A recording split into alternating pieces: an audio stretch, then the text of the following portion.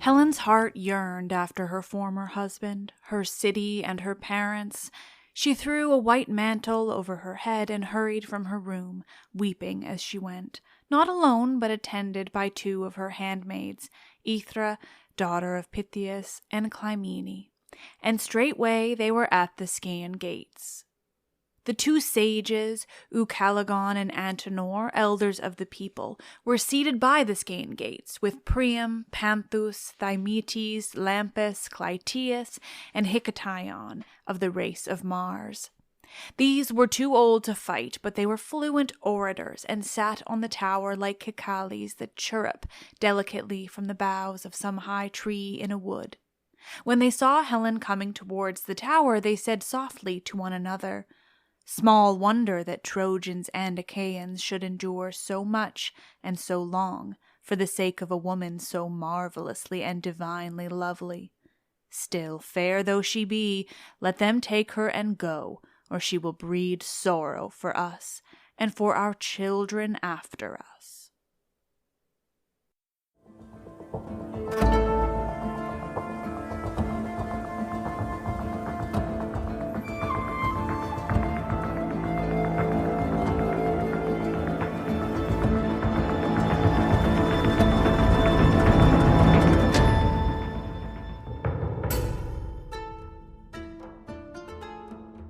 Hi, hello, welcome. This is Let's Talk About Myths, baby. And I am that host of yours, the woman who likes to rant, Liv. Fucking Helen, you guys. I am thrilled to be doing this deep dive into that so infamous woman of Greek mythology. She's one of those people that is so utterly fascinating. She herself is enigmatic as fuck, mysterious and baffling, and yet the things we know about her are often so straightforward. To the point. She's the face that launched 1,000 ships. She's the woman whose beauty was enough to start a 10-year war that saw the destruction of an entire city. She is the reason for it all. Except that, she isn't. Not really. But we'll get there. First, when I quoted at the beginning of the episode was one of the few moments where we experience Helen in the work itself, the Iliad, and really shows how others saw her as really the cause of all of it. Before we dive into the story and history of this incredible and intriguing woman, a reminder that I'm doing a Q&A episode for the first Tuesday of January. This is the time to ask me those questions that pop into my DMs that I can't answer individually. If you have a burning question about any myth or character from myth, any play or playwright, episode-specific questions, if you want to know about podcasting or how any bit of the podcast works, if you want to know about careers in classics, that's something I get asked often.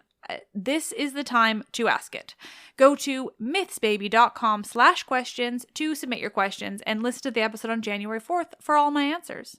I do try to limit Q&As. I know you all want new episodes, but they're perfect for this time of year when I both want to enjoy the holiday season and am working on an enormous and epic series of episodes that will begin the following week.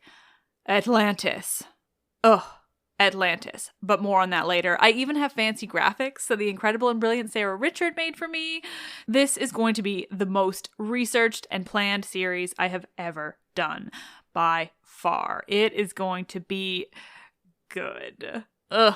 Anyway, that is all to say, giving you a Q&A episode for this first week of 2022 is so utterly perfect for all of us. It's been a while. I know you all have questions, so just get on that. All right. Stay tuned at the end of this episode too, because a friend of the show, Lisa Charlotte, who's one of the hosts of Sweet Bitter and has been on the podcast to talk all about Sappho, has been shortlisted for iHeartRadio's next great podcast. It's super exciting and cool, and also the show she's presenting for this contest is true crime, which I fucking love it.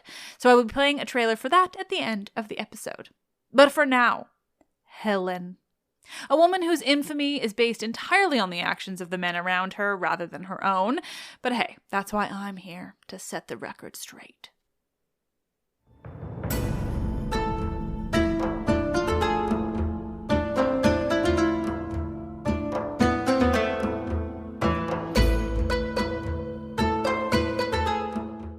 This is episode 148, the most infamous woman in Greek myth, Helen of Sparta.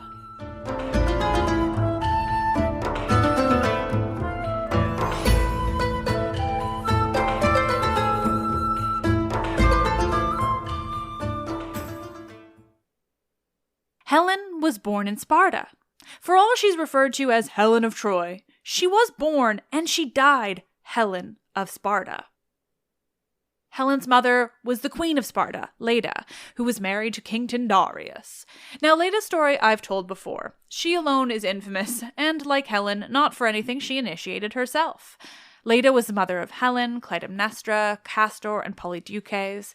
2 were children of Zeus, and 2 children of her husband, Tyndareus. There are many versions of how Leda gave birth to these children, but the most famous of which is that she laid them all in 2 eggs. This comes from, you guessed it, Zeus taking the form of a swan in order to, as the old white men translators like to say, seduce Leda. In truth, like so many other stories of women and gods, we don't know much of anything about Leda's own thoughts and feelings on the matter. But given Zeus appeared to her in the form of a fucking swan, I think it's fairly safe to say that Leda wasn't an entirely consenting party. I mean, he was a fucking bird. Regardless, on the same night that Leda was with Zeus, she was also with Tyndareus, which led to this odd mass conception event. Now, I'm giving you this quick rundown on her backstory because it is vital to understanding her character further, but as I have told most of it before, I will be focusing on Helen of the War primarily, because of course, that is where all of her infamy comes from. But like I said, Helen was the daughter of Zeus, her sister was Clytemnestra, but the daughter of Tyndareus, creating a very odd dynamic between the 2 sisters. Helen is inherently special, while Clytemnestra is left to be simply mortal. The brothers' parentage is much less clear. Castor and Polydeuces are twins. You've heard of them before. They were the members of the quest of the Golden Fleece on the Argo, and they're the twins from the Gemini zodiac sign. One of them is almost certainly a child of Zeus, but who it was tends to vary on the source. Also, frankly, I hate saying poor Polydeuces' name. He's Pollux in Latin, and oh how much easier that is. But regardless, for today, we're not very concerned with these twin brothers, save for a horror show of a moment in Helen's life that we will get to soon enough. What we're concerned with is simply that Helen was a daughter of Zeus, and daughters, rather than sons of the gods, are a rare breed, as if Helen needed another reason to be considered special. As we well know, this divine parentage came with another trait that made Helen particularly special. She was beautiful. Perfect, even. Helen was fucking gorgeous from day one. Actual descriptions of her, though, are few and far between, as if it didn't matter what made her beautiful, or perhaps that her beauty be allowed to be universal and not defined by any one person or region's standards. But whatever the reason, we don't know much about what made her so beautiful, just that she was. She was gorgeous and incredibly desirable, which, of course, brings out the absolute worst in men, let alone men of Greek mythology. Enter Theseus.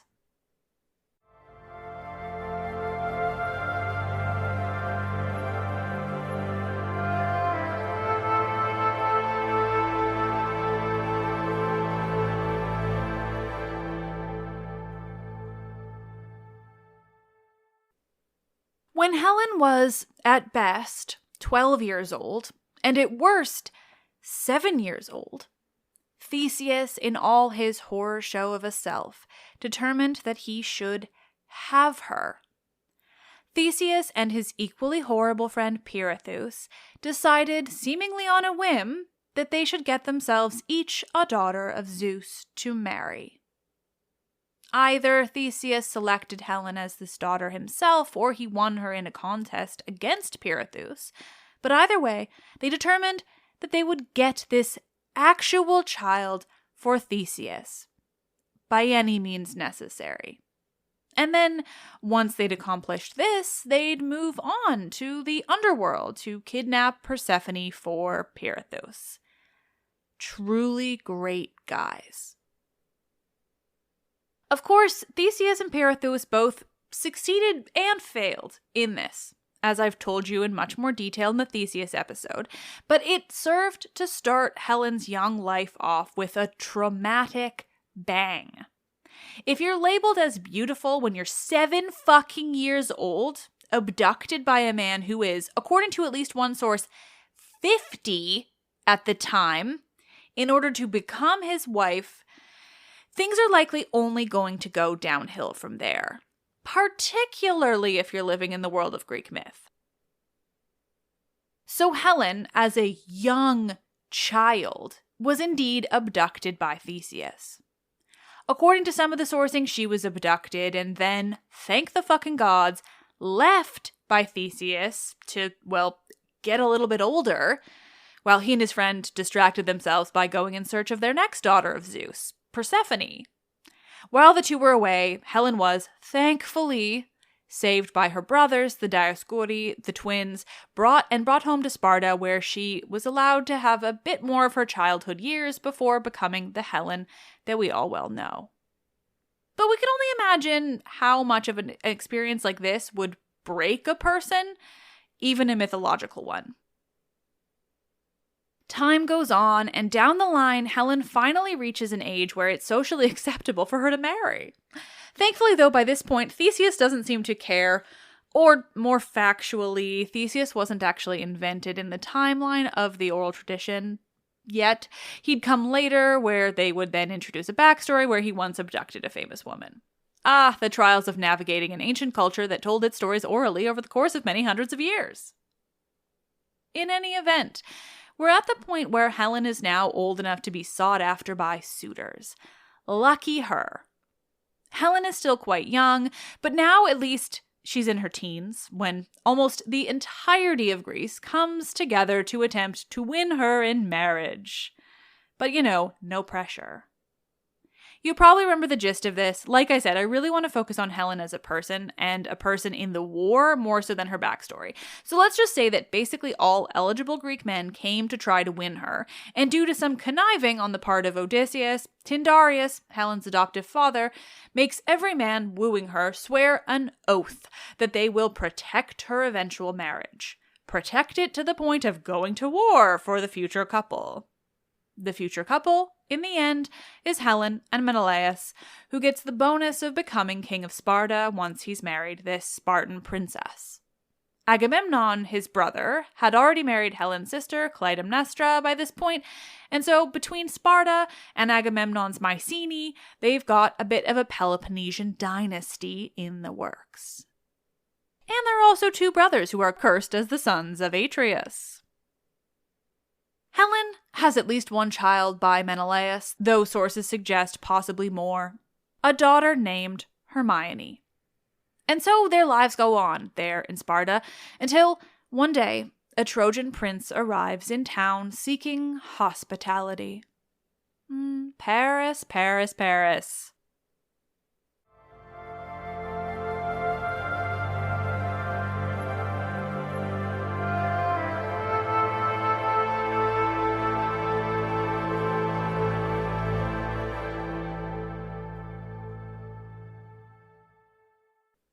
This is where we get to the bits that people are often the most concerned with when it comes to Helen.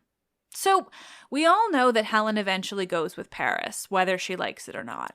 As you'll hear in this Friday's reading episode, and as you all well know, this is because of the judgment of Paris, the silly contest between Athena, Aphrodite, and Hera, about who is the loveliest, a contest that is adjudicated by Paris for some reason.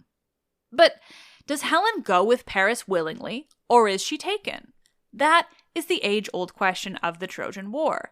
How much say did she actually have? Of course, regardless, I don't think anyone could have guessed that it would spawn quite the war that it did, so I'm not placing any blame here, but the question of her agency in the matter is deeply fascinating and deeply up for debate. So let's dive into what we do and do not know about Paris and Helen's departure from Sparta. First, according to most tellings of it, Menelaus was away at the time. He was called off to some business on Crete, leaving the pair alone. Of course, not actually alone. They would have had loads of other people in the Spartan house, both free and enslaved, but Helen was left to be the head of the house, in whatever way women were allowed. And thus, she was the person determining the xenia of it all. Remember, xenia is the rule of hospitality that was vital in the ancient Greek world, particularly in stories from their mythology. Everything comes down to xenia, whether the guest was a good guest and the host was a good host. It's very much a give and take relationship, but when you fuck it up, you're in real trouble. Paris, just by visiting Sparta with this secret desire to run off with Helen, is breaking xenia, though no one knows it until the truth comes out. And not only is he about to spit in the face of his hosts by running off with Helen, but they also steal a huge amount of Spartan treasure. One thing I noticed when researching this is often Helen is described in the Iliad alongside the wealth of Menelaus, as though she is part of that wealth, but also that there is a hell of a lot of gold and other treasure that is at stake, in addition to a wife. The two go off while Menelaus is away, taking with them so much of the Spartan treasure, and they sail off into the sunset. I mean, we don't know what time of day it was, but it certainly sounds better if they're sailing off into the sunset. Off they go, no matter the time of day, stopping en route on an island where, we are told, they have sex. Again, consensual? Tough to say. It's not clear one way or the other, but like so many instances like these, that could very well just be because the men writing the stories down, or telling them in songs, didn't much care how the women felt. The purpose was to explain the origins of the war, to exemplify Helen and Paris's betrayal of Menelaus.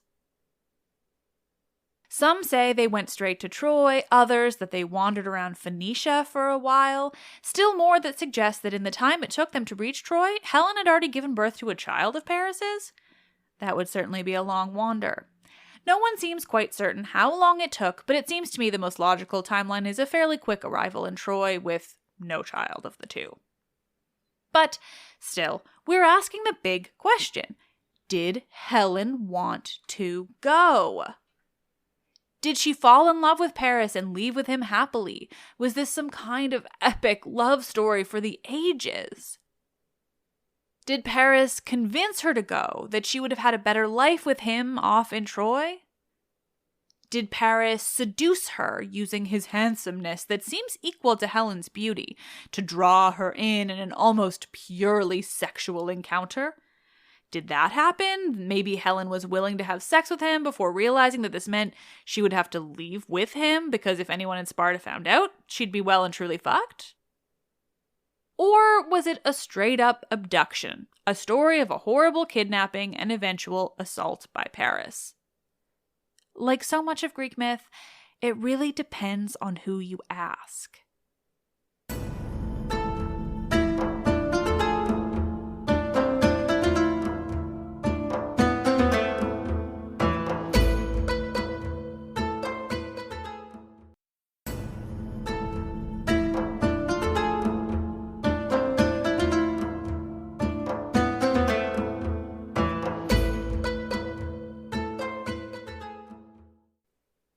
In most of the very oldest sources on this topic, the question of why any of this happened typically comes down to simply divine intervention. Paris picked Aphrodite in the judgment of Paris, and that was the end of it. She promised him the most beautiful woman in the world, and she followed through. According to the work called the Kypris or the Kypria, which is one of the lost epics surrounding the story of the Trojan War, it was as simple as that. Aphrodite brought the two together, and off they went. The Kypris, though lost, is talked about enough that we know that it's basically about the origins of the Trojan War. It's named for Aphrodite, the Cyprian goddess. Meanwhile, in the Iliad itself, it remains pretty vague, with Helen only lamenting that it ever happened at all, rather than much of anything about her own choices in the matter. There's a moment where she's speaking with the Trojans, particularly Priam, and they're looking down upon the battlefield, taking note of the Greeks laying siege. Priam asks her to speak of her old husband, Menelaus, and asks her to tell him about the other Greeks that are assembled there. To which Helen replies, quote, "Sir, father of my husband, dear and reverend in my eyes, would that I had chosen death rather than to have come here with your son, far from my bridal chamber, my friends, my darling daughter, and all the companions of my girlhood. But it was not to be, and my lot is one of tears and sorrow." As much as Helen's phrasing here could suggest that she's taking some kind of accountability, it's actually in direct response to Priam telling her that he knows it isn't her fault, that none of this is her fault, and that the gods are to blame. Meanwhile, the Greeks during and after the war do love to blame Helen. So what about the idea that Paris took her quite literally by force? A violent abduction that would then ultimately lead to a violent assault. That, too, is never really explicit. The idea of that kind of encounter has certainly emerged, but it didn't necessarily exist in the ancient world, or at least in the ancient sources that we have. Okay, what about Helen leaving quite willingly, happily, by her own explicit choice?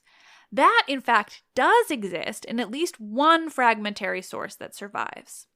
It's a fragment attributed to Alcaius, but I'm reading it quoted in Bettany Hughes' book on Helen. It's noted in the episode's description. So the fragment of this poem goes, quote, "And fluttered the heart of Argive Helen in her breast, maddened with passion for the man from Troy, the traitor guest. She followed him over the sea in his ship, leaving her child at home and her husband's richly covered bed, her heart persuaded by desire." This is a notable fragment, but to me, it sounds a lot more like the blame that we hear placed on Helen in the plays, like Aeschylus's Agamemnon, or even just in the references to her by the Greeks in the Iliad, who are always going on about how much better a husband Menelaus was. This idea that she just up and left her husband on a whim because a hot guy rolled into town.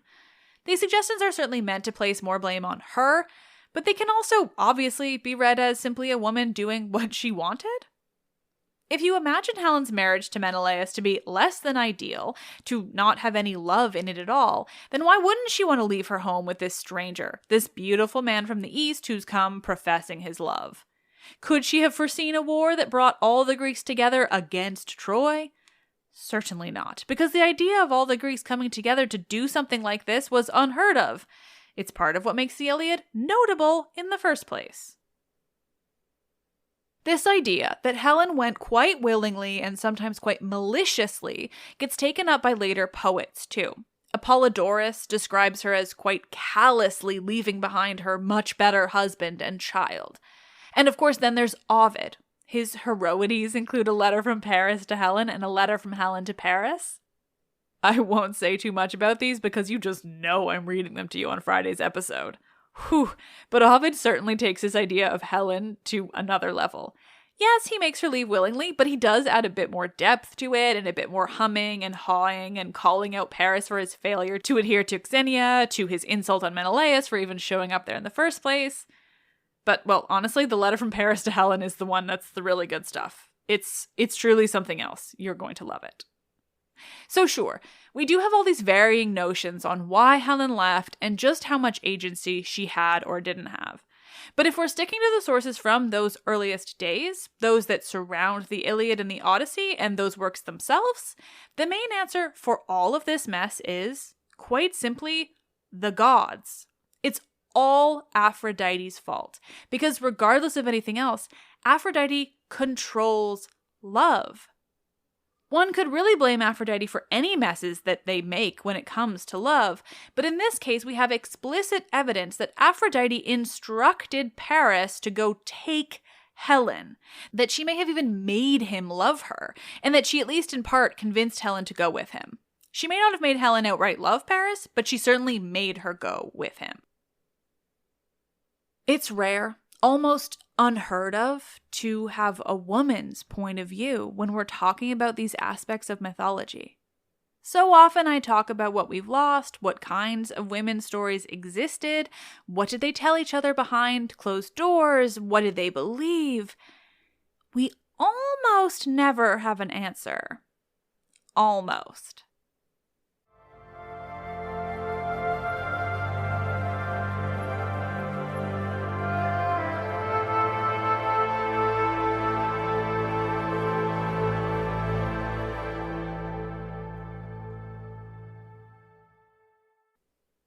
Some say an army of horsemen, others say foot soldiers, still others a fleet is the fairest thing on the dark earth. I say it is whatever one loves. Everyone can understand this. Consider that Helen, far surpassing the beauty of mortals, leaving behind the best man of all, sailed away to Troy.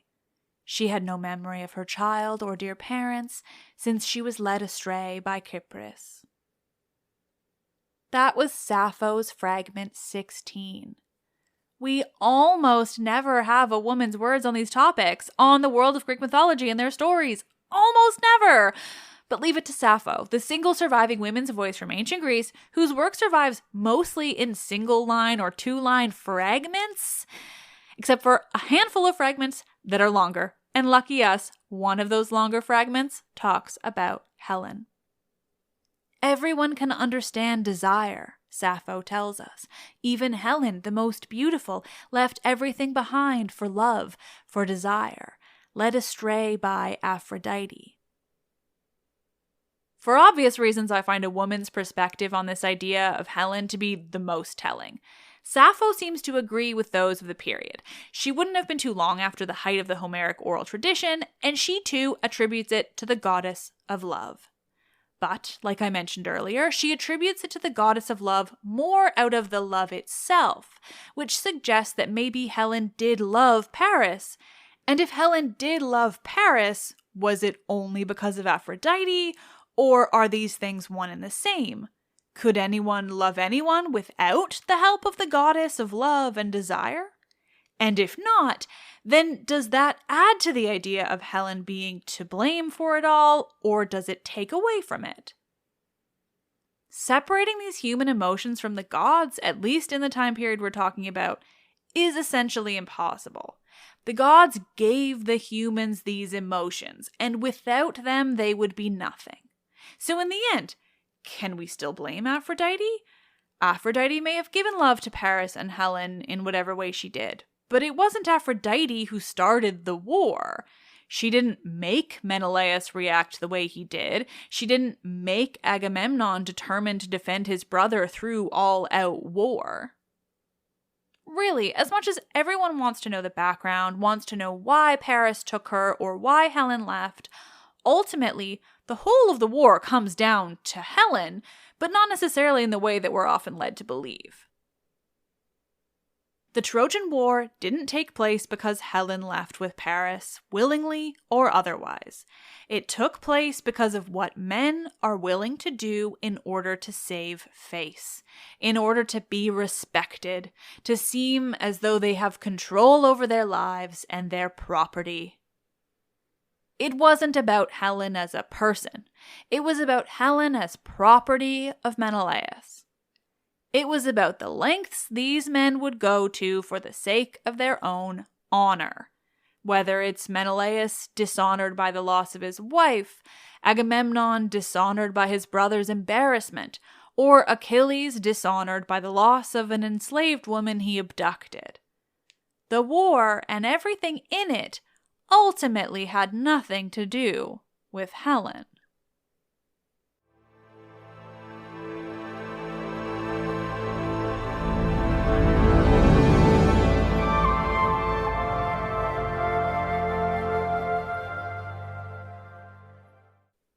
Oh, beloved nerds, thank you, as always, for listening to this episode. Like I said, this was only part 1. There really is so much to say about Helen as a character, and Lord, I've only just got to her in the beginning of the war. Next week, the war and beyond.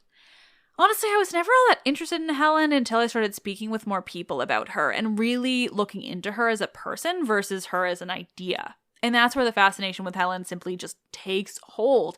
Because this poor woman is much more famous for the idea of her, the idea of the most beautiful woman in the world, beautiful enough to start a civilization-destroying war, than she is famous for anything about her as a person, let alone how she actually behaved and felt during the whole mess. But hey, that just gives me some fascinating episode ideas to redeem her, so I suppose it's not all bad. And speaking of not all bad, in fact, incredible and hilarious and wonderful. Like I mentioned earlier, on Friday, you will have the pleasure of another reading from Ovid's Heroides, the letters from Paris to Helen and then Helen to Paris. I say you'll have the pleasure because, oh my God, are they incredible. Particularly Paris's letter. It is so much. He is so over the top, so unsure of himself, so sure of his own appeal and beauty, but what he's most sure of? Oh, he is so certain that the couple stealing away together could not possibly result in a war. Never. Or even if it did, there's just no way the Greeks could beat the Trojans. No, it's not a problem at all. Nothing to worry about, according to Paris. No war to be had. Oh, Cassandra told him there would be a great conflagration? No problem. She's simply talking about the conflagration of love in his heart. Sure, Paris. Go with that theory. Anyway, it's incredible, it's hilarious, and I had so much fun reading it aloud. Holy shit. It's just priceless levels of unintentional comedy. Good stuff. I absolutely can't wait for you to hear it. I honestly wish I had a reason to just, record it again. It's so good. Another quick reminder to submit your questions to the Q&A, mythsbaby.com/questions. And before I give you Lisa's trailer with her iHeartRadio information, let me just leave you with another wonderful and lovely 5-star review. This one is from listener M.I. Laura D. in the U.S. Love the addition of the scholarly conversations.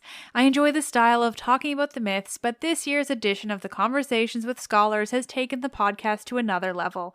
I've saved several episodes to share with my students. I've really enjoyed learning more from your guests. Keep up the great work. This makes me very happy. The conversations are favorites of mine too. I am also still glad to hear that people like the regular episodes and that I get to have this comfortable mix of the two, which just makes it possible on my end, but also super enjoyable on your end. So I love you all. Thank you, Laura, for that review. And so here is friend of the podcast, the wonderful Lisa Charlotte, to tell you all about the iHeartRadio Next Great podcast. Hi, it's Lisa Charlotte here from Sweet Bitter Podcast, and I want to share some really exciting news with you. Lungaway, Zeko, and I have been selected as finalists in iHeartRadio's Next Great Podcast competition, and we need your help to win. Our podcast pilot, The Murderesses of Cook County Jail, is live on their feed now. It's about the real-life stories of the women of the musical Chicago.